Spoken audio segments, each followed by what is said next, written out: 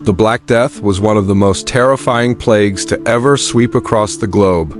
It wiped out more than half of Europe's population and killed an estimated 25 million people worldwide. So how did these people try to treat it? They turned to their queens for help, and this is what they did? Welcome back to the channel. Today we're gonna be taking a look at what this queen did during the Black Death. You won't believe what she did.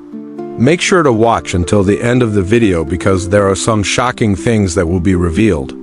So make sure to watch all the way through. Isabella of France. Isabella was born in 1292 in Paris, France. She was the daughter of King Philip IV and Joanna of Bourbon. Through her mother, she was a first cousin once removed of Queen Victoria of England. As a child, Isabella grew up hearing tales of how her grandfather King Louis VIII had been involved in the conquest of England by the French, and how her father helped solidify those gains by marrying Isabella's paternal Aunt Margaret after Edward I of England died. Isabella was raised with the belief that the English crown rightfully belonged to the French. In 1305, when Isabella was only 13 years old, her father arranged for her to marry Edward II of England. At the time, Edward was only 12 years old himself. The young couple had a very difficult start to their marriage. Isabella gave birth to their first son just 4 years later, but the infant died in infancy. Then came the famous Piers Gaveston affair. Edward brought his favorite, Piers Gaveston, to live in the royal court and even made him Earl of Cornwall. This was highly inappropriate since Gaveston was only a knight while Isabella was the Queen of England. When Isabella complained about this to Edward, he dismissed her concerns and even went ahead with plans to marry Gaveston despite the fact that he was already married to Isabella. These events caused Isabella to leave the kingdom for France. When Edward came to his senses, he apologized to Isabella and promised to never disrespect her again. They reconciled and Isabella returned to England.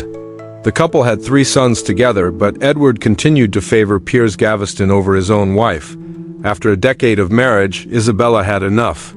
In 1325, she fled to France with 2 of her sons and took the throne for her eldest son, who was only 8 years old at the time.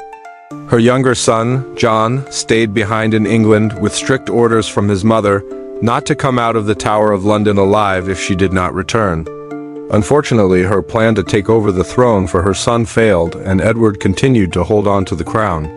A few months later, Edward died and Isabella's son became king at the age of 14.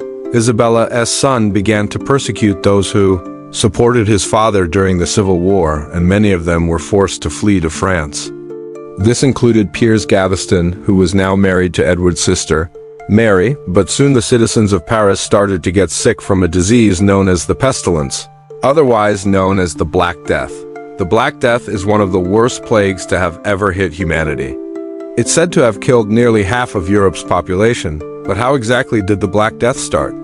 Well, it was likely carried by fleas living on rats that traveled on ships from Asia to Europe. Before long, the entire city of Paris was being wiped out by this horrible plague. People were dying left and right, and the ones who didn't die were suffering horribly from the disease. But this wasn't any ordinary plague. This plague had symptoms like a high fever, weakness, and large swellings in the groin or under the armpit. The swellings would turn black, and this is where the name Black Death originated from. If this doesn't sound familiar, this is basically the same plague that was featured in the series Game of Thrones. This plague lasted from 1346 to 1353 and is believed to have killed between 75 and 200 million people. That's around 30 to 50% of the total population of Eurasia at the time. So how did the Queen react to the outbreak? Well, let's find out. Queen Isabella flees to Normandy as the plague continues to devastate Paris. Queen Isabella was desperate to save herself and her family from the terrible plague that was ravaging Paris. She sent messages to her brother, King Charles V, begging him to allow her and her sons to stay in one of the castles in Normandy. However, her brother refused to allow her to come in, fearing that the plague might spread to his court as well. So instead, Isabella and her party decided to flee to the town of Rouen. There they found lodging in a mansion belonging to the wealthy merchant Jean Flot. The townspeople were also wary of having the royal family in their midst, so they too refused to let them stay there. So eventually, Isabella and her group were forced to live in a barn. Here, Isabella waited day and night for word from her brother that the coast was clear in Normandy.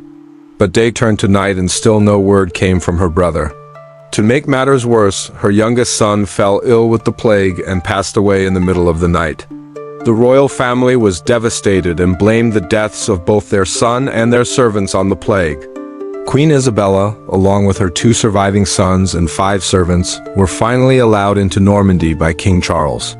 She wanted to thank the king for saving her life, so she gave him expensive robes that she had taken with her on the journey as a gift. She then spent the rest of her days in Normandy trying to forget about the tragedy that had struck her family and the rest of Europe. Though it's unlikely that Isabella of France had anything to do with the creation of the Black Death, she is often blamed for its spread throughout Europe. Many historians agree that the higher death rates that occurred in England compared to France can be attributed to Queen Isabella. But there's little proof to support this theory. The Black Death is believed to have arrived in England on a ship that docked in the port city of Melmoth. From there, the disease spread rapidly throughout the countryside and is said to have killed around 40% of England's population. While Isabella may not have been responsible for starting the plague, she certainly could have done more to prevent it from spreading. For example, when she and her sons fled Paris, they likely carried the disease with them. Additionally, when they were forced to stay in a barn in Rouen, the close quarters likely helped the disease to spread among them. If she had simply listened to her brother and stayed in one of his castles, it's possible that she and her family would have been able to avoid getting sick. But instead, she chose to flee, and that decision likely cost thousands of lives. Some historians argue that Isabella should not be blamed for the spread of the plague because she was simply trying to protect herself and her sons. She didn't know that her party was carrying the disease with them, and she couldn't have known that the plague would kill so many people. However, others argue that as a queen, she had a responsibility to protect her people from harm. By fleeing to Normandy, she put herself and her family in danger.